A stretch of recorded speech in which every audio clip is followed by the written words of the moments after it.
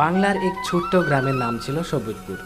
গ্রামের এক কোণে খড়ের ছাউনি দেওয়া ছোট্ট এক ঘরে বাস করত রফিক।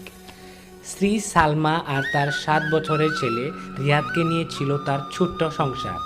সংসারের সুখ ছিল, কিন্তু অর্থের অভাব ছিল চরম। রফিকের বাবা এক সময় মটনের দোকান চালাতো। বাবার মৃত্যুর পর সে দোকান বন্ধ হয়ে যায়। সংসারের দায়িত্ব কাঁধে নিয়ে রফিক দিনমজুরির কাজ করত, কিন্তু প্রতিদিন কাজ মিলত না। অনেক দিন এমনিও যেত যখন পরিবারের সবাই আধা পেটা খেয়ে থাকতে হতো। একদিন রাতে সালমা বলল, তুমি যদি তোমার বাবার মতোই মটনের দোকান চালাতে, তাহলে হয়তো আমাদের ভাগ্য বদলাতো।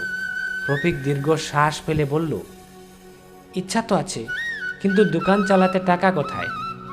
পরের দিন সকালে গ্রামের এক বৃদ্ধ কৃষক করিম চাচা রফিককে ডেকে বলল, তোমার বাবা খুব সৎ মানুষ ছিলেন, এই নাও কিছু টাকা, ধার হিসাবে রাখো, যখন পারবে তখন ফিরিয়ে দাও, আবার দোকান শুরু করো।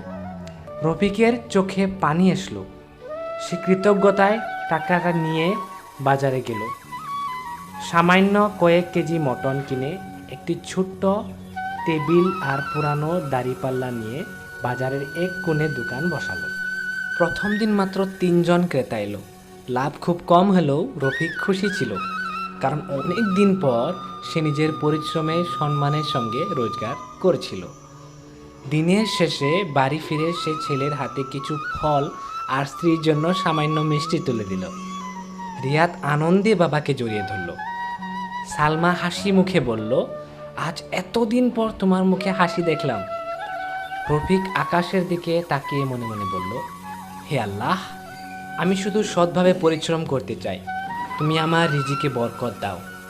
কিন্তু বাজারের সবাই রফিকের সাফল্য দেখে খুশি হলো না। পাশের এক বড় মটন ব্যবসায়ী মনে মনে ভাবল, এই গরিব লোকটা যদি এভাবে জনপ্রিয় হয়ে যায়, তাহলে আমার ব্যবসায় কি হবে?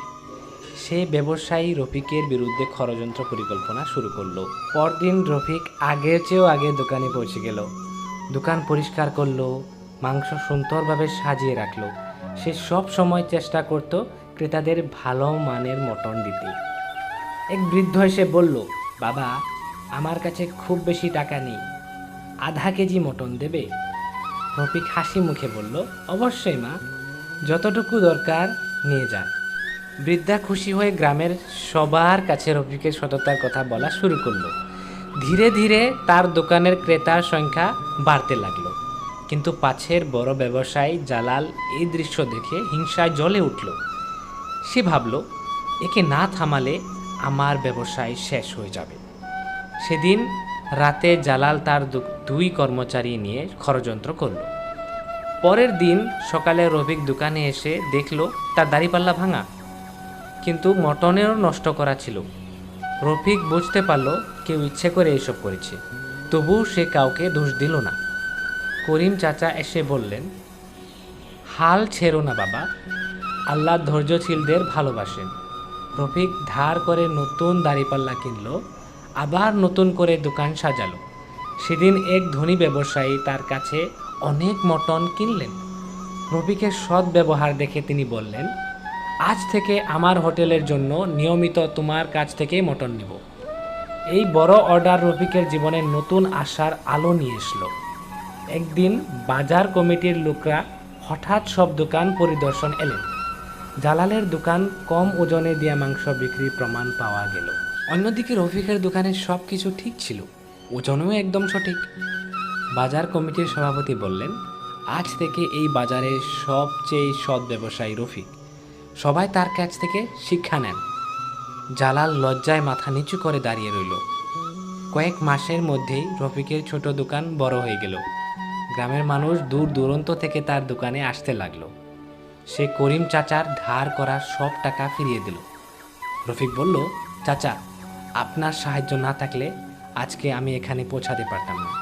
করিম চাচা হেসে বললেন, সাহায্য আমি করেছি, কিন্তু সফল হয়েছ তুমি তোমার সততা আর পরিশ্রম দিয়ে। রফিক গ্রামের কয়েকজন গরিব যুবকে কাজ দিল। ঈদের আগেই গরিব পরিবারের মধ্যে বিনামূল্য মটন বিতরণ করল।